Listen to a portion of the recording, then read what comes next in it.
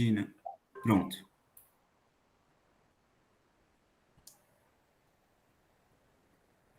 Quando quiser, Regina. Então, tá bom. Eu tenho o prazer de apresentar o Dr. Jean-Paul Metzer. Ele é graduado em Ciências Biológicas, né, aqui no Instituto de Biociências, e ele fez mestrado e doutorado na Universidade de Toulouse, na França. Atualmente, ele é professor titular do Departamento de Ecologia da Universidade de São Paulo. Eu não tenho a menor dúvida que o professor Jean-Paul é um pesquisador de primeiríssima linha na área de meio ambiente, membro de associações muito importantes internacionais, nacionais, relacionadas a estudos de meio ambiente, conservação biológica, foi editor associado de periódicos respeitáveis na área, e, recentemente, a USP destacou um ranking internacional de pesquisadores mais influentes da nossa universidade, e o professor Jean Paul estava na lista dos nossos pesquisadores de grande destaque internacional. Então, eu não tenho a menor dúvida que a gente está diante de uma pessoa extremamente importante na sua área de atuação, e, ao mesmo tempo, não só extremamente importante, mas extremamente colaborativo, porque ele acolheu com, como é que eu posso dizer, com presteza o nosso convite de falar nesse curso, que eu acho um tópico,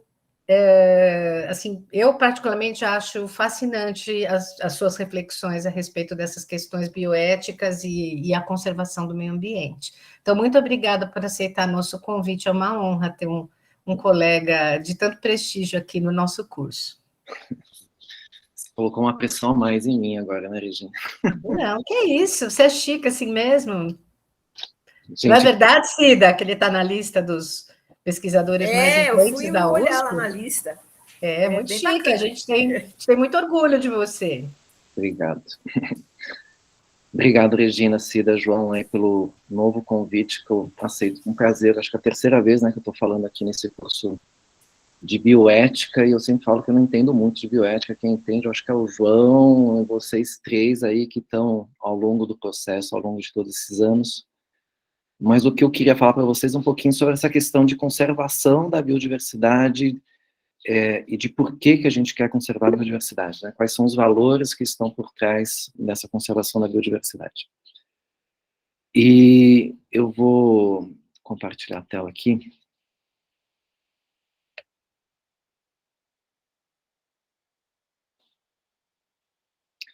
E vocês só me avisam se vocês estão vendo a apresentação tela cheia. Vemos sim, Jean Paul. Oxe. Então tá bom, então a ideia é pensar nesses valores, ou repensar nos valores que intermediam essa relação nossa com a natureza, se é que há uma dicotomia homem-natureza, que é uma coisa que eu quero discutir com vocês também. Eu acho que, para começar, assim, quando a gente pensa nessa relação que a gente tem com outros seres, outras espécies, eu acho que tem um misto de sentimentos que nos levam a pensar, que nos emocionam e que nos levam a refletir sobre o nosso papel. E eu acho que parte dessa relação é uma relação muito afetiva, que a gente tem quando vê imagens que nem essa de felinos, né, de grande porte, perdão, gente, de felinos de grande porte, né, com esses olhos abertos, nos olhando, e aqui no caso é uma onça que está com o pé queimado, né, é uma cena do incêndio que a gente teve no Pantanal há uns 2, 3 anos atrás, e onde a gente teve que resgatar animais, cuidar desses animais. Então, obviamente que um primeiro sentimento que vem, né, quando a gente pensa na natureza, quando a gente pensa nos outros animais, é algo mais emocional, emotivo. Acho que é uma coisa que está muito forte quando criança, né, quando eu vejo aqui meu filho, assim, toda a relação que ele tem, assim, e a mesma coisa que eu tinha quando eu era pequeno também, quando eu via um filme com sofrimento de animais, eu ficava totalmente transtornado, e eu vejo que ele também fica totalmente transtornado. Então, é uma coisa que nos pega meio pelo sentimento.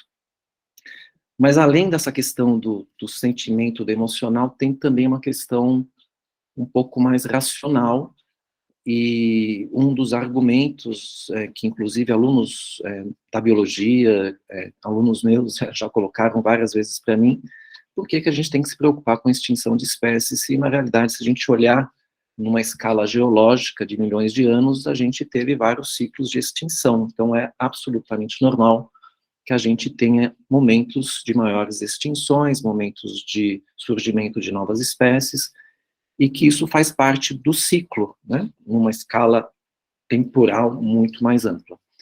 Então, todas as espécies estão fadadas a se extinguir, a nossa espécie também está fadada a se extinguir, e outras espécies vão surgir. Então, por que a gente precisa se preocupar tanto com essa questão da conservação da biodiversidade das outras espécies? Então, a gente tem tanto uma parte emocional que nos leva a nos apegar a um indivíduo, né? Não precisa ser nenhuma espécie, mas a gente se apega a um indivíduo, ao panda, enfim, a bichinhos bonitinhos, e aí também a gente pode pensar em plantas bonitas, né? Acho que a gente tem outros professores que, como a Nanusa, que foi homenageada muito recentemente, que também mostrava todo o amor que ela tinha pelas plantas, mas enfim, tem essa parte muito emotiva, tem uma parte um pouco mais racional, e essas duas coisas precisam se equilibrar. E agora, mais recentemente, eu acho que o que teve foi um negacionismo, né, uma negação da ciência. Isso vale tanto para a questão de biodiversidade, quanto para a questão do clima, dizendo que essas oscilações, tanto de espécies quanto de temperatura, elas também ocorreram no passado, então faz parte de um ciclo natural. E o planeta vai se adaptar, existe uma resiliência, a gente também vai se adaptar, existe tecnologia, existe uma fé na tecnologia que a gente vai conseguir lidar com esse aquecimento climático que está por vir, ou que já está aí. Mas, enfim, existe um terceiro componente, que é como que a gente lida com a ciência, né? E esse componente pode ser de negação, pode ser de trabalhar com parte desse conhecimento para defender uma tese parcial, né? Então a gente tem, né, vários usos e desusos da ciência quando a gente pensa nessas pautas ambientais, de biodiversidade, de clima. E eu acho que mais recentemente a gente teve um exemplo desse negacionismo com uma pauta muito forte, que foi a pauta da saúde, e pauta da saúde que está ligada com a pauta ambiental, uma vez que a gente sabe que os desequilíbrios ambientais estão ligados também com o próprio surgimento, o espalhamento dessas pandemias, né, os riscos de a gente ter novas pandemias estão ligados com a degradação ambiental. E eu acho que, contrariamente, quem sabe, à biodiversidade, contrariamente aos efeitos do clima, o efeito da pandemia foi muito, muito imediato, né, a gente teve muito imediatamente, assim, se a gente não fizesse nada, o que queria acontecer, a gente teve as mortes, a gente teve esse efeito muito forte. Acho que com a questão das mudanças climáticas a gente também tem isso, né, a gente está, nesse momento, tem a COP, está ocorrendo no Egito, e os eventos climáticos extremos estão se acentuando, estão se tornando cada vez mais frequentes. Então, cada vez mais a gente está vendo essa repercussão, digamos, do tipo de cuidado que a gente tem com o ambiente sobre nós mesmos, né? E o que nos leva a refletir se de fato a gente não pode fazer nada para evitar ou amenizar esses problemas. Bom, eu estou aqui retomando uma frase de um botânico escocês famoso, né, do Friends, onde ele diz que todos esses problemas, toda essa crise ambiental, ele é, na realidade, uma crise moral, uma crise de costumes, uma crise de valores éticos, né, os valores éticos que estão por trás do tipo de ação que a gente tem em relação à natureza, se é uma relação de exploração dessa natureza, se é uma relação de cuidado com essa natureza, se é uma relação de buscar uma harmonia na convivência com essa natureza. Então, tudo isso, tudo o tipo de atitude que a gente tem, de ação que a gente tem em relação ao meio ambiente, está muito ligado com essas questões dos valores éticos, e é basicamente sobre isso que eu queria me desenvolver, ou pelo menos apresentar algumas ideias sobre isso.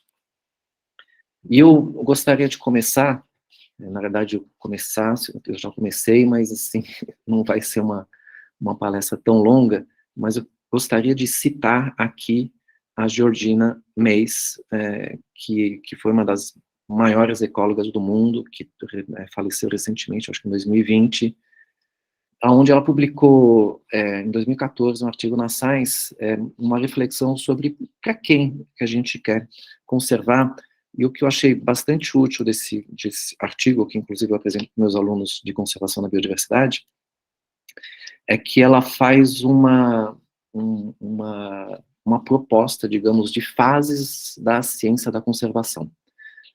E ela, obviamente que essas fases, elas não são tão estanques do jeito que elas estão apresentadas nesse slide, né? Eu acho que hoje em dia a gente tem essas 4 fases, esses 4 pensamentos coexistindo, mas, digamos, no começo, né, da ciência da conservação, nos anos 60 e nos anos 70, a gente teve um movimento que foi muito de conservar a natureza por si só, né, de tentar afastar a natureza da ação do homem,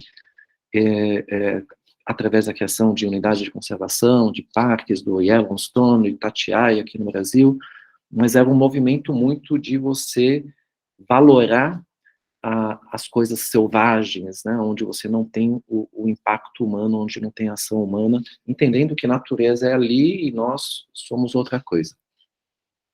Um movimento que vem depois, nos anos 80, nos anos 90, eu acho que Rio 92 também representa um pouco desse movimento, foi de pensar não apenas em afastar a proteção, assim, afastar o homem das áreas de proteção da natureza, mas também de reduzir o nosso impacto nas áreas em que a gente vive, né? Então, reduzir a perda de hábitat, desmatamento, redução de poluição, de superexploração de recursos naturais. Então, toda uma preocupação em reduzir o nosso impacto, né? Então, isso foi mais para os anos 80 e anos 90, mas também numa percepção, continuando uma percepção, né, natureza, homem como elemento perturbador.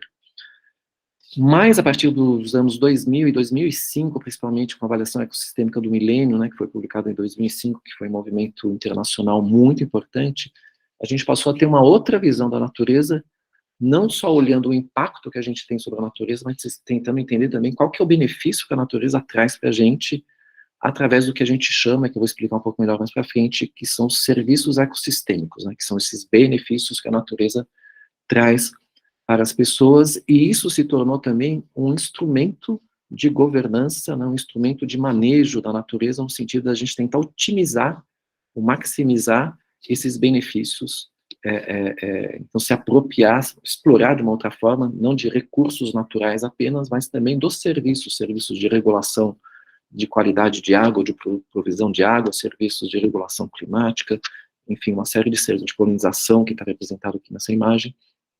Mas, enfim, a partir dos anos 2000, 2005, principalmente, a gente tem um movimento muito forte, que dura até hoje, que é dessa valoração dos serviços ecossistêmicos e como que a gente consegue, através da valoração econômica desses serviços ecossistêmicos, incluir isso dentro de um sistema econômico, né, da nossa lógica econômica.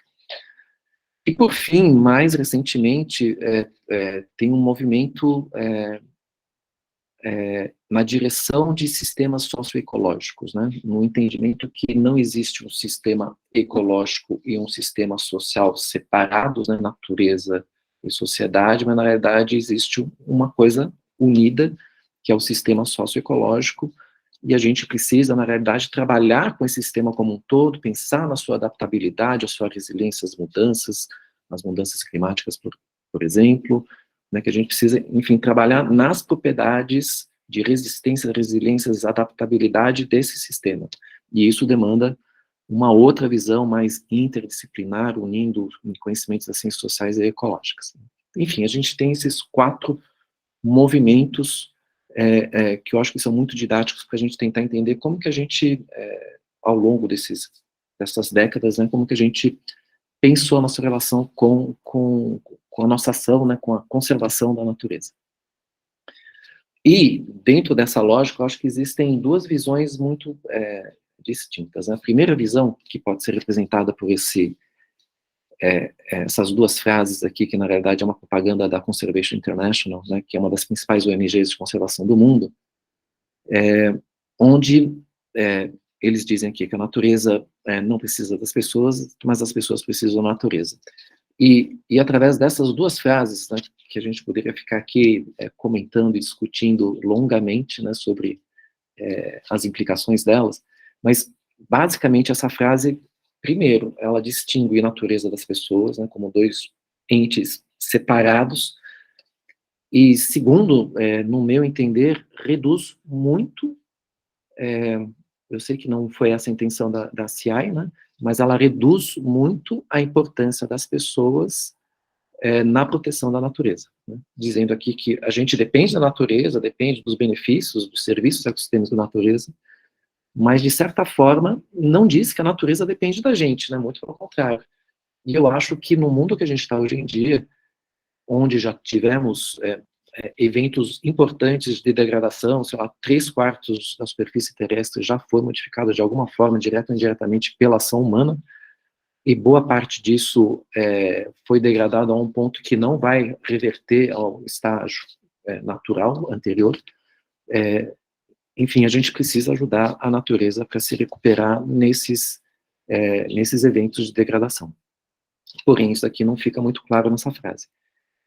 E esse entendimento é um entendimento, sim, como eu falei para vocês, que a natureza está aqui, são dois sistemas distintos, pessoas ou sociedade estão num outro local, mas existem outras formas alternativas de você entender essas relações, né? A gente pode entender como esses dois sistemas interagindo, pelo menos parcialmente, ou a gente pode entender que a natureza faz parte de um sistema mais amplo, socioeconômico, ou a gente pode entender inversamente que são as pessoas que fazem parte de um sistema natural mais amplo, ou a gente pode entender que essa dicotomia é totalmente falsa e sem sentido, e que, na realidade, a natureza é parte de uma expressão da nossa cultura, né?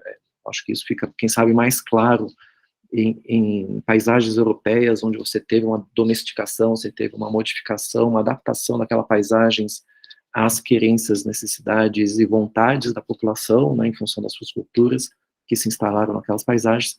Enfim, a paisagem é um retrato nosso, né, de uma certa forma, como uma pintura que a gente está moldando no nosso dia a dia. Nem sempre, sim, existem diferentes vontades, né, diferentes querências, mas a partir desses conflitos de querências, a gente tem uma paisagem que está ali.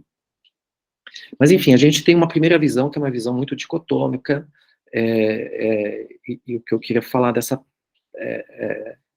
o que estava nas duas frases da CI é que, bom, se você quer proteger a natureza, uma das formas de você proteger a natureza é simplesmente, né, aquele primeiro movimento, afastar o homem dessas áreas mais pristinas, e isso estava na base de uma proposta que foi feita alguns anos atrás, 2, 3 anos atrás, pelo Edward Wilson, né, que é o pai da sociobiologia, que foi quem cunhou o termo biodiversidade, e que infelizmente faleceu no final do ano passado, e ele propagava a ideia que a gente precisava de metade da superfície terrestre protegida por sistemas naturais, que é uma visão, né, são valores, né, que a gente precisa da dicotomia homem-natureza, e que a gente precisa ainda colocar essa meta de 50% da superfície terrestre protegida, ou da superfície, na verdade eu acho que ele estava falando da superfície terrestre, mas eu acho que isso se aplica também para os sistemas aquáticos, ou marinhos.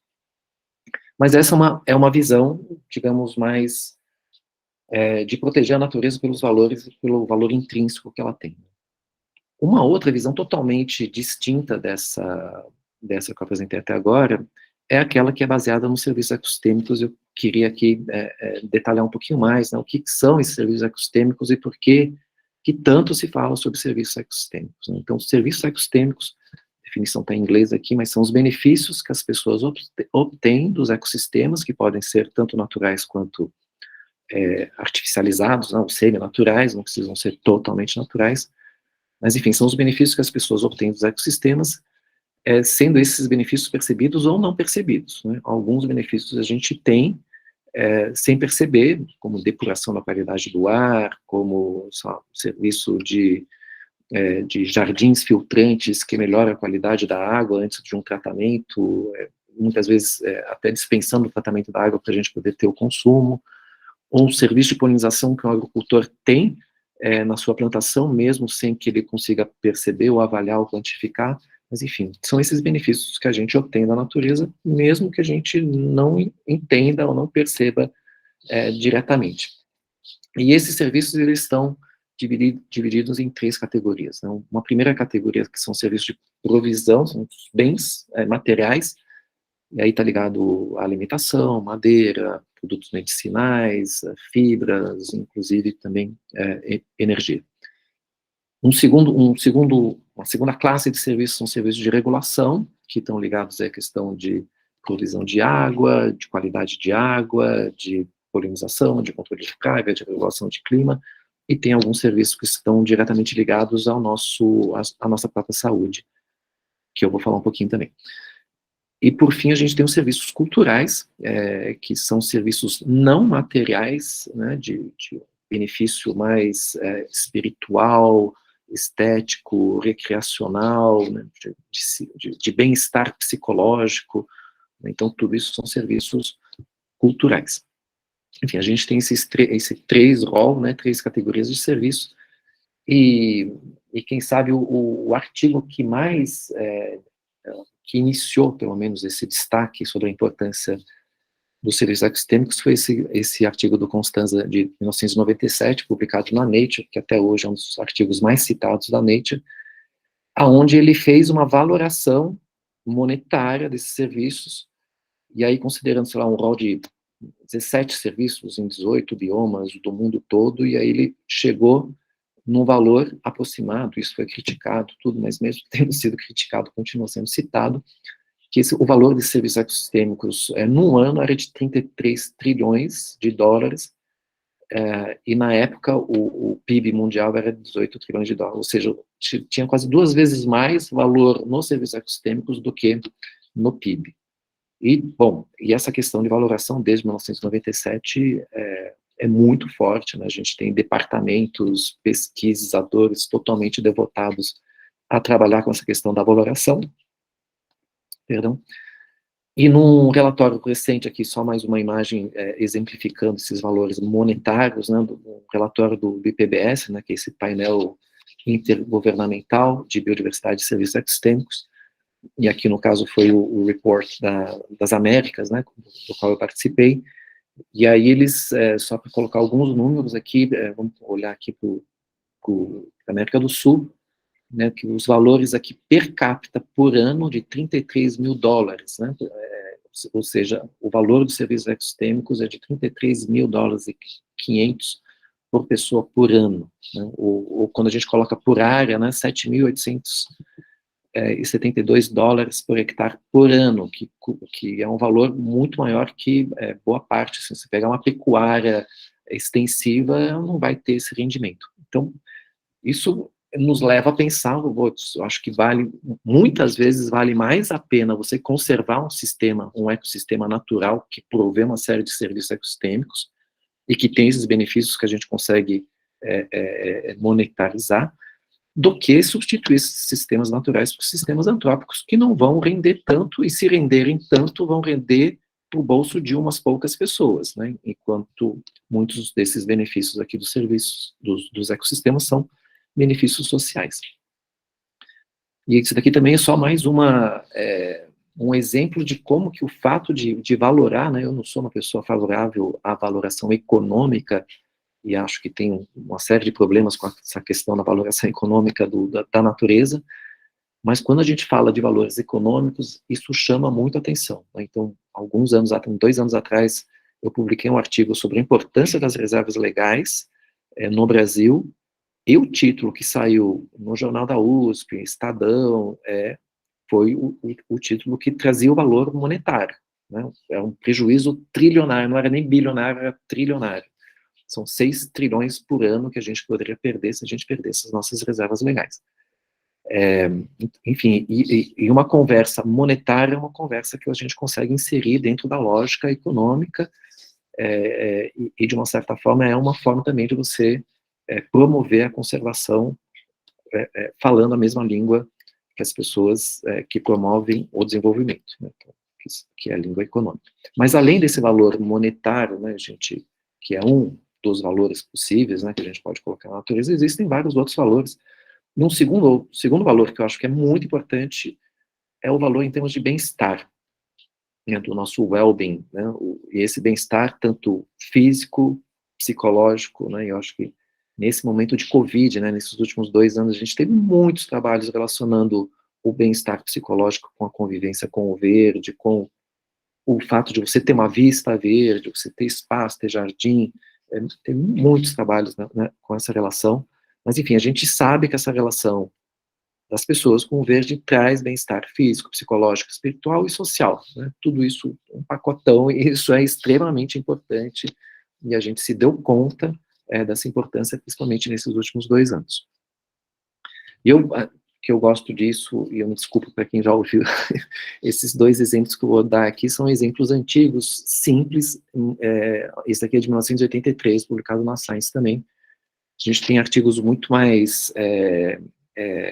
tecnológicos hoje em dia, né, com dados de relógio, com dados médicos, né, da pessoa passeando com um monte de fios pela cabeça dentro da natureza, e a gente vendo o que acontece.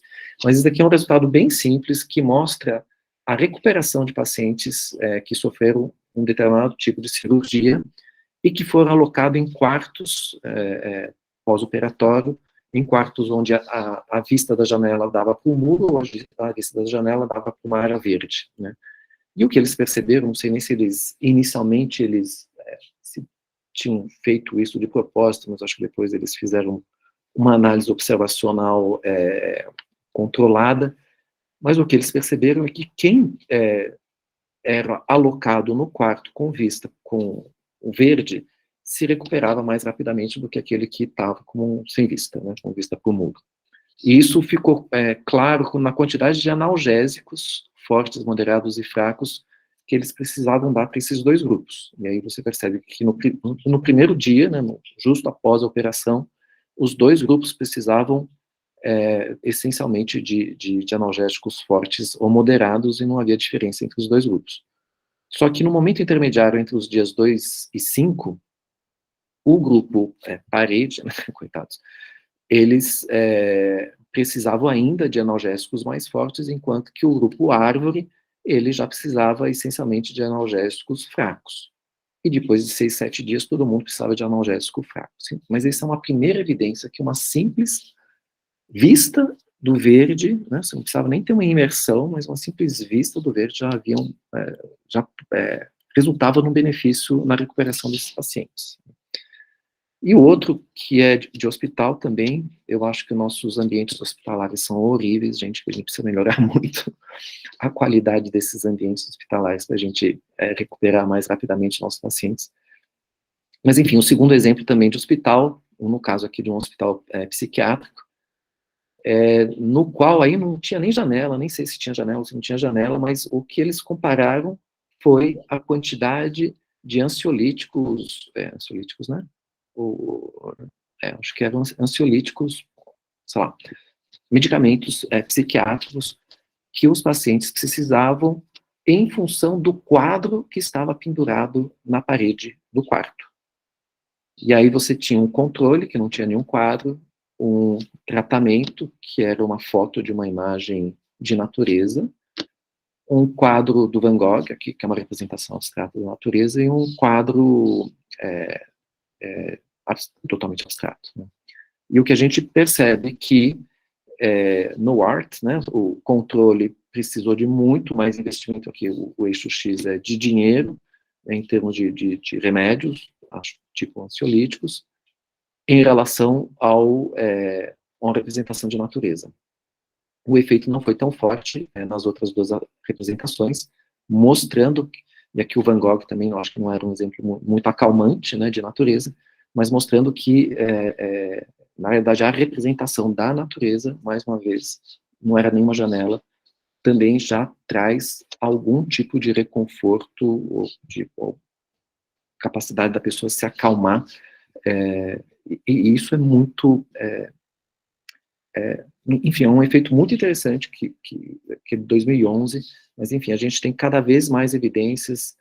A medicina japonesa já há muito tempo prescreve doses de floresta, né, dose de imersão nas matas, né, então a gente já tem essa percepção há muito tempo que imersão dentro de natureza traz um bem-estar psicológico. Mas, enfim, tudo isso aqui é exemplos que eu gosto de colocar. Existem vários outros exemplos mais recentes mostrando essa relação de saúde com natureza, mas isso aqui é uma das visões, né? A gente estava falando primeiro de uma visão baseada no valor intrínseco, né? Vamos deixar a natureza separada das pessoas, porque o que eu quero preservar é aquela natureza sem modificação, sem perturbação humana. E existe essa outra visão que vamos tentar nos beneficiar da natureza, e isso pode ser feito através até de um processo de valoração monetária, e a gente tem vários tipos de valores diretos de exploração de madeira, de fármacos, os indiretos que estão relacionados com serviços de regulação, e até os valores de opção, né, que é de uso futuro do potencial que aquela biodiversidade tem de desenvolver novos remédios, novos variedades de plantas resistentes à praga, por exemplo, e assim por diante. E esse valor de existência aqui ele tem muito mais a ver com a questão dos valores intrínsecos, né? Mas, enfim, são dois mundos possíveis, né, do valor intrínseco e dos valores utilitários, né, e que a gente pode, possivelmente, tentar incorporar esses valores utilitários na nossa economia.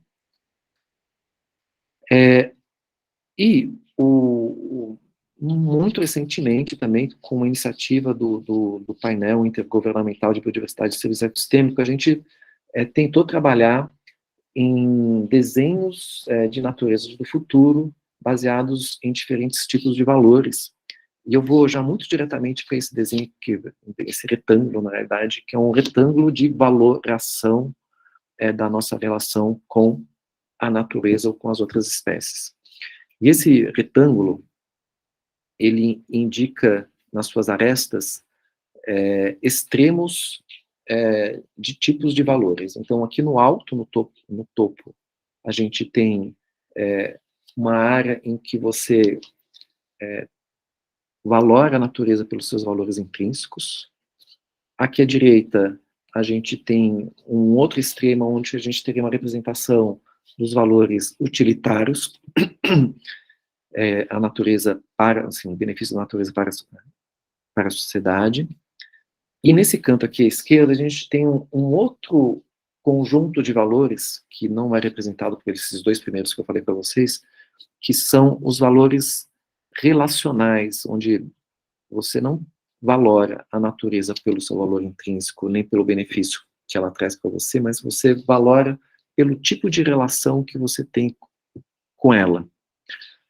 E esses valores relacionais, que não são tão fáceis de serem descritos, por isso eu escrevi aqui e eu vou ler. São aqueles que são considerados adequados para uma boa qualidade de vida, não apenas levando em conta o desejo de ser feliz em um determinado momento, que são os valores hedônicos, mas principalmente buscando viver em harmonia com o ambiente e as demais espécies. Isso envolve valores morais do que é certo ou errado ser feito, e envolve conceito de justiça, de boas práticas, de equilíbrio e harmonia com o todo. Então, quando a gente olha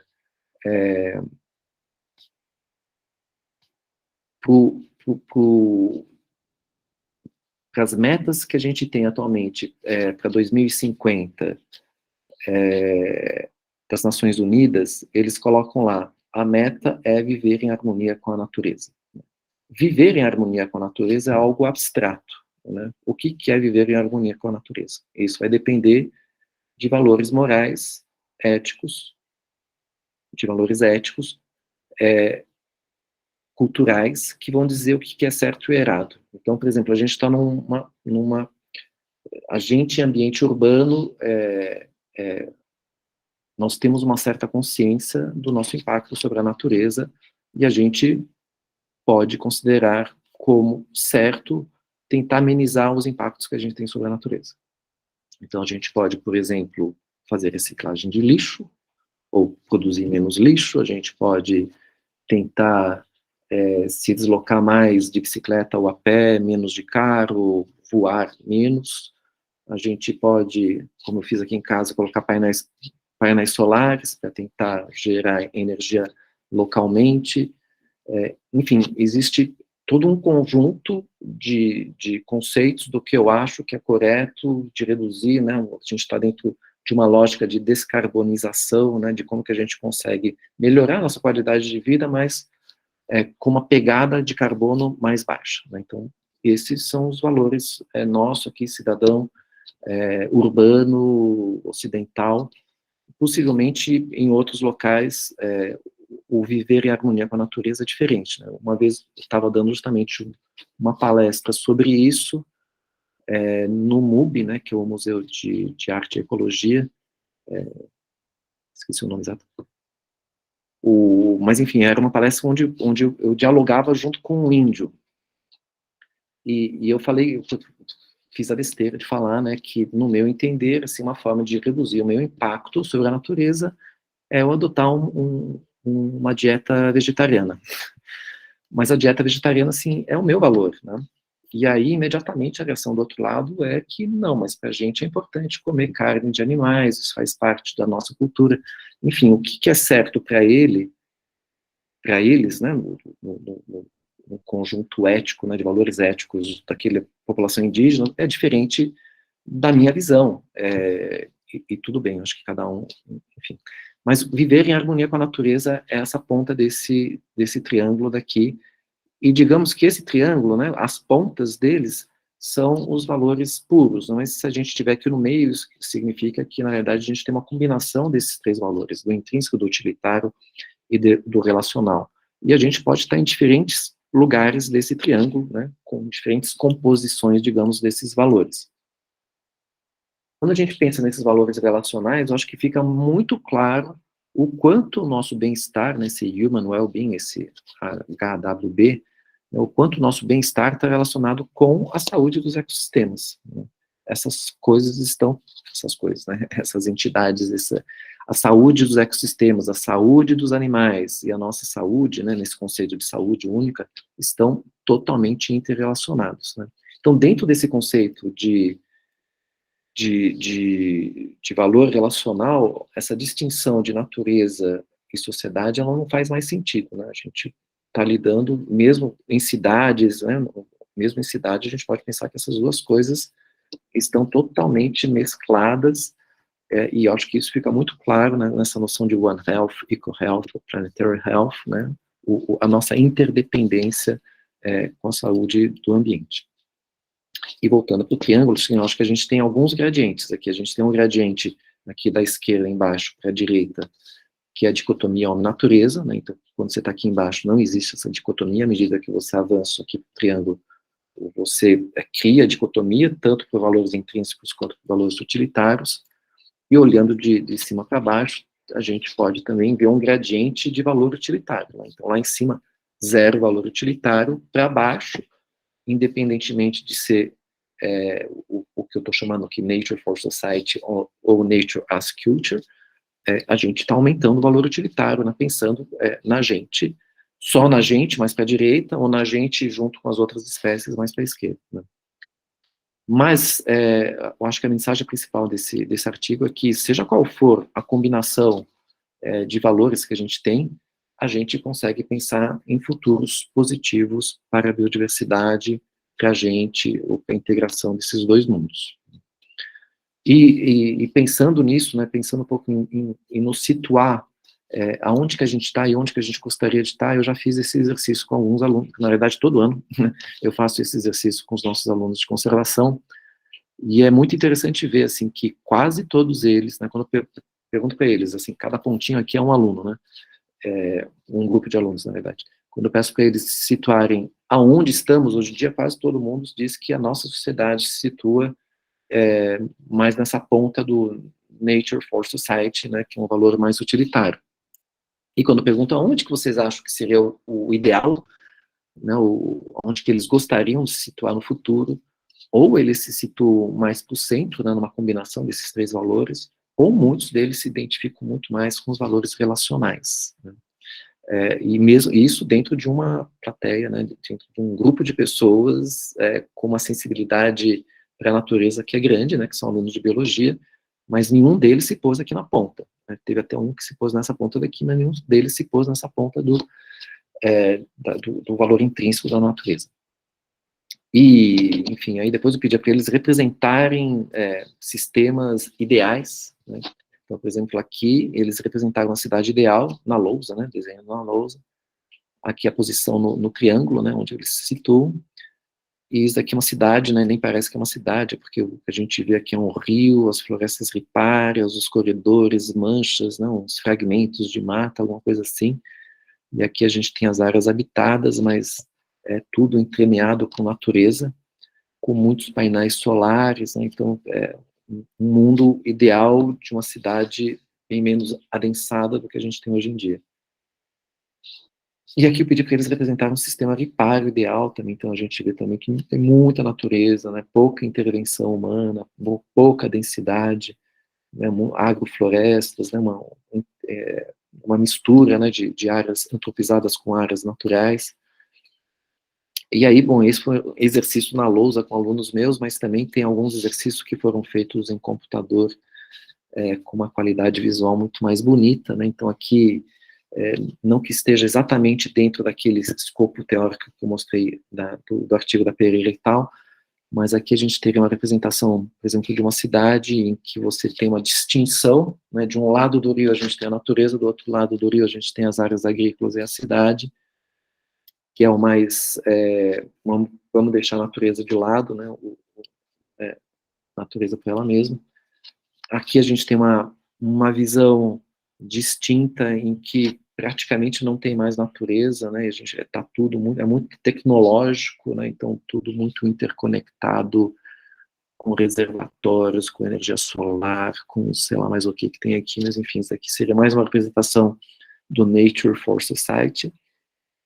E aqui com os prédios, né, os prédios ainda sendo prédios bastante verdes, né, e aqui uma representação, quem sabe, de uma cidade mais média, né, do Nature as Culture, em que você vê esse regreen, né, esse reverdejamento, né, não sei se existe, enfim, não sei qual é a palavra em português, mas onde a gente vê que a cidade e as áreas verdes, na realidade, se entremeiam, né, e você não tem uma densidade tão grande, enfim, eu gostaria de viver aqui, com certeza.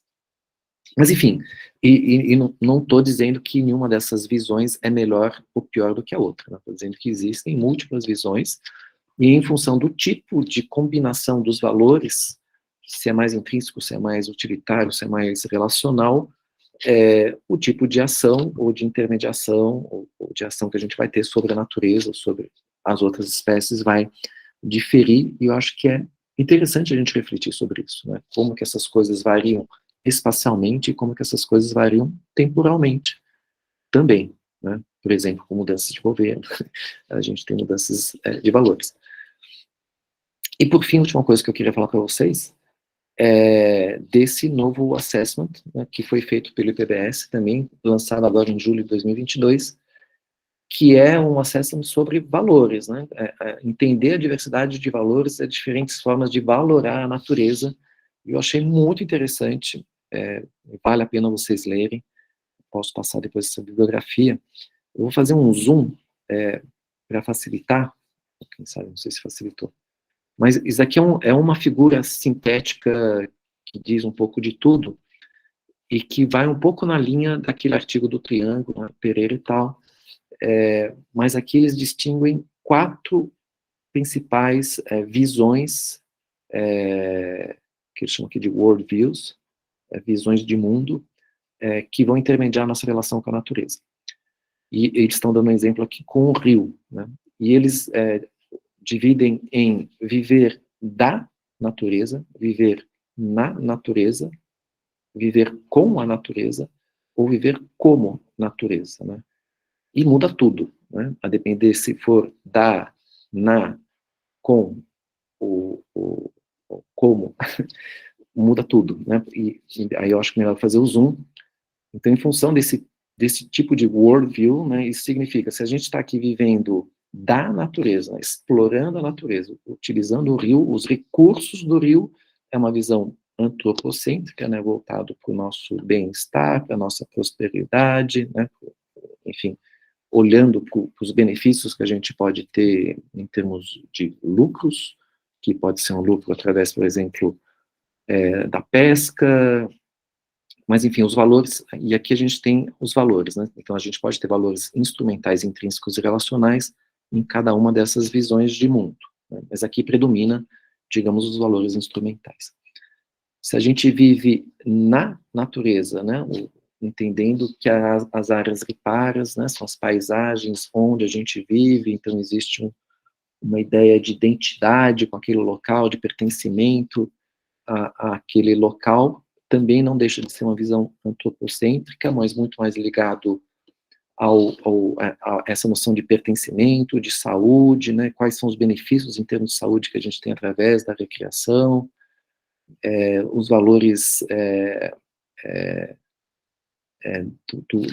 da herança do pescado, né? Então enfim, a gente tem também valores intrínsecos que estão associados com essa visão de pertencimento de um determinado local, e que também pode estar relacionado com comunidades mais tradicionais de pescadores, né? Com um senso de lugar, né? O viver com a natureza, né? Significa, não é na natureza, mas com as demais espécies, é uma visão um pouco mais bioecocêntrica, né? Mais valores intrínsecos, digamos assim, onde a gente tem uma noção maior de responsabilidade e de cuidado. Eu acho que isso que é a diferença entre o na e o com. Na realidade, quando você vive com a natureza, você sente que tem a responsabilidade de cuidar das outras espécies, que você não pode levá-las para a extinção, mesmo que seja uma única espécie, que você não tem esse direito ético de levar as espécies para a extinção. Enfim. E, finalmente, o viver, o living as, né, como rio, é uma coisa que eu tenho dificuldade de entender, mas quem já passou por experiências psicodélicos diz que essa noção de unicidade, né, de você sentir que é uma coisa só, né, que você faz parte daquele conjunto, que a distinção não existe entre natureza, você, então o rio é parte de você, as outras espécies, como se elas tivessem algum tipo de parentesco com você, então é uma imersão, é um outro tipo de imersão, que eu tenho uma certa dificuldade de entender, mas, digamos, é viver como ser, sendo natureza, como sendo irmão das outras espécies. Eu acho que é o que está mais perto do viver em harmonia com a natureza, pelo menos com algumas populações indígenas, né? E muito de considerar, assim, essa questão de parentesco com as outras espécies.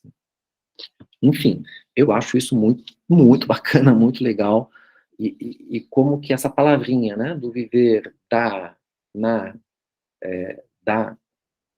from, in, with, as, como que essa palavrinha, ela muda tudo, né, muda a visão de mundo, ela muda, são outros valores que são considerados,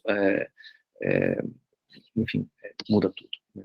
Ou seja, os valores éticos permeiam, estão por trás, é o que move a forma como a gente se relaciona com a natureza, e aí a biodiversidade, é clima, é pandemia, e a forma como a gente vai lidar com essas mudanças, com esses impactos, que eu gosto muito de um relatório que foi publicado recentemente. A gente precisa parar de olhar a natureza de uma forma, do que eu posso tirar de lá, né, como se fosse um supermercado, né, a gente tem que deixar de ter essa visão de explorador para ter uma visão mais de cuidador, né. Se a gente for menos explorador e mais cuidador, já vai ser um grande avanço. Mas isso são os meus valores do que é certo, do que é errado, que possivelmente pode não ser o de vocês. E com isso eu terminei. Não sei se vocês estão vivos. Estamos vivos e acordados. Muito obrigada. Obrigado, Jean Paul. Tem comentários já no chat. O João lê? Claro, deixa eu só parar a gravação aqui.